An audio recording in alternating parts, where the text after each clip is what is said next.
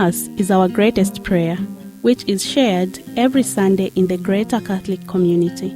Therefore, the SMA Media Center is helping you to share more fully by offering Father Tom Casey's thoughts for this Sunday based on the Mass readings. Here is your host homilist, Father Tom Casey, SMA. Hello dear friends, and welcome to the fourth Sunday of Advent.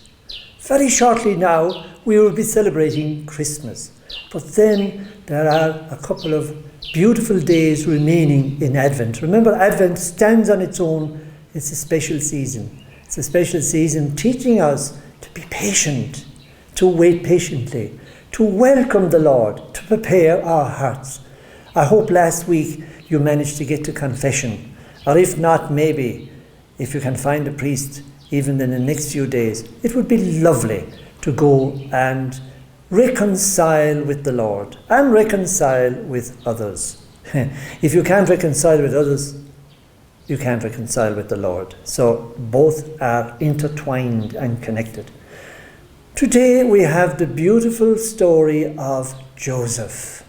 Joseph is a mysterious character in the Gospels. There is not one recorded word that he spoke, but his actions are so profound. Joseph had decided to divorce Mary. He was betrothed to Mary, but he hadn't yet begun living with her. The whole process of being married hadn't completed. So he had a chance to pull out of the marriage legally and without causing scandal. But in a dream, he is touched by an angel of God. And he is told, don't be afraid, take Mary home. She is going to be the mother of the Saviour of the world.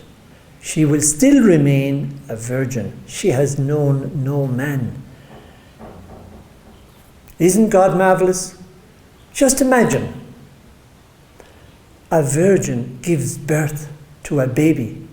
Not an ordinary baby even, baby. Ordinary in the sense that he's human, but he's the Son of God. This is what Joseph has to now accept and believe. And why was he so readily? He wakes up and he takes Mary to his home. You can imagine the villagers in Nazareth sneering and laughing, telling jokes, probably saying that, look at this foolish man, taking this young girl. Obviously she has been with somebody else, and she has tricked him into this. This could be some of the, well, this is what we do these days, isn't it? Which we shouldn't, of course, partake in any of that. But Joseph was determined. We know that. He was determined. He didn't worry about the gossip of the village. Now, he was rejected. They were rejected. Mary and himself were rejected. When he went to Bethlehem, his own hometown, Joseph found no room at the inn. He was advised to go out to where there are animals in a stable.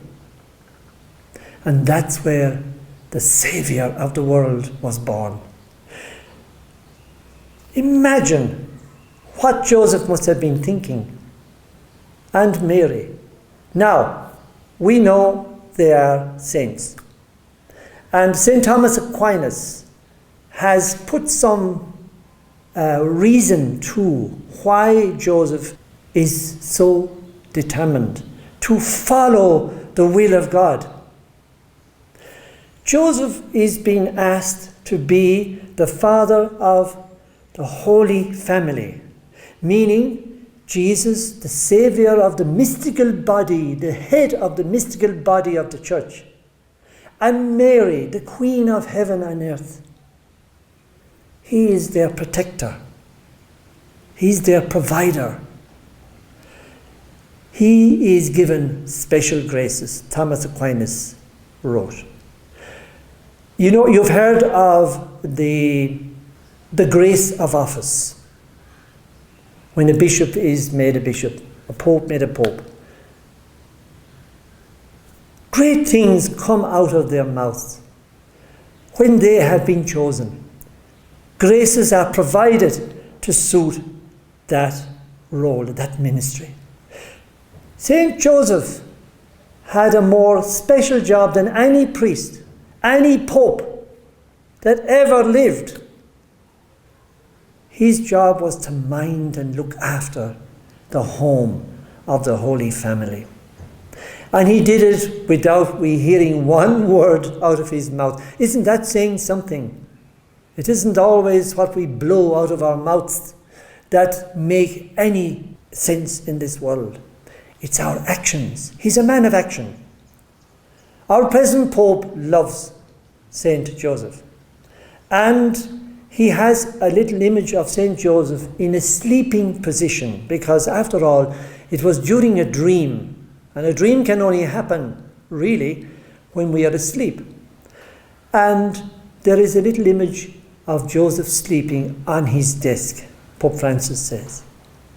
And that when he has a big problem, which we can imagine Pope Francis has a lot of problems and a lot of worries and a lot of things to think about and worry about, he writes it on a little paper and he puts it under the sleeping Joseph.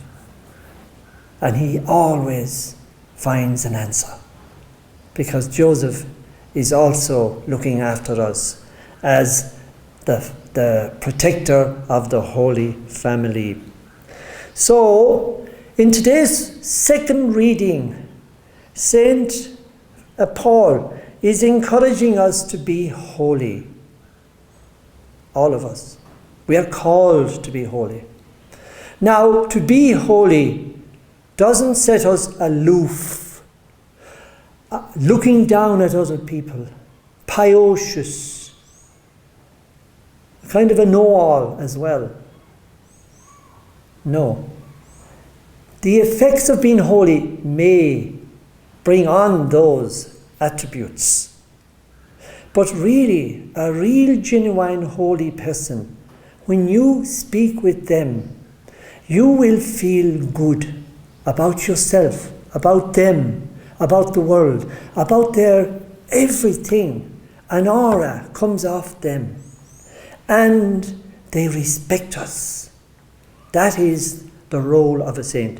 Imagine you are going for a job, and the job is to be a saint, to be holy. Now, the interviewer could ask you the following questions. Are you ready to be laughed at? Are you ready to be the subject of drunkards' songs and jokes? Are you ready to be alone most of the time? Are you ready to be rejected and abused by others?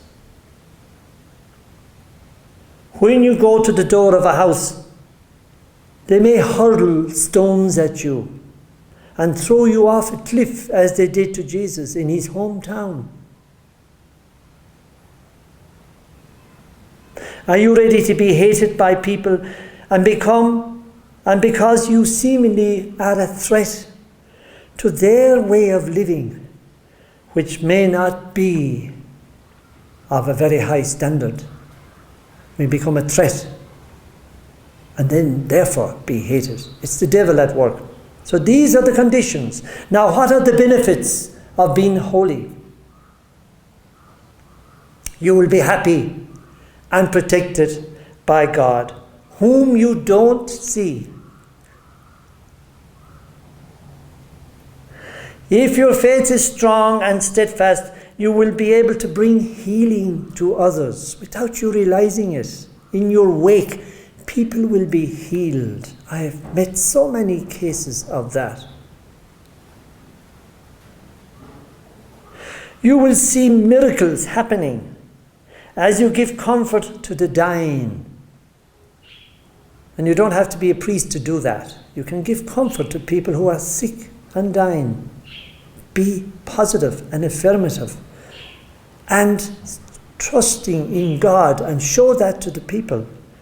You can help a sinner change. These are the benefits. A pension scheme that goes with this job. You will be able to have a life of satisfaction, an ease of conscience, that you have tried your best to be good and holy. Your conscience is clear. The biggest benefit is your guarantee that you will be counted among the saints in heaven. Your name will be written there. Your biggest benefits are not on this earth, but rather in the life hereafter, in a place that you cannot see right now. Do you want the position? The interviewer will say, do you want this position? This position is yours if you have the generosity and faith to take it, like St. Joseph. It's entirely up to you and to me. But the Master, meaning God, dearly wants you to go ahead and take it. I hope this helps you to reflect on St. Joseph. St. Joseph, our greatest and most beautiful saint, the worker, the carpenter, the one who provided, the one who said nothing, but who did the right thing. May God bless you this Sunday. Keep it holy and do some nice reading and do some things that make you and your family and people around you happy with a powerful message that comes from believing in the Saviour who's about to be born among us. God bless you.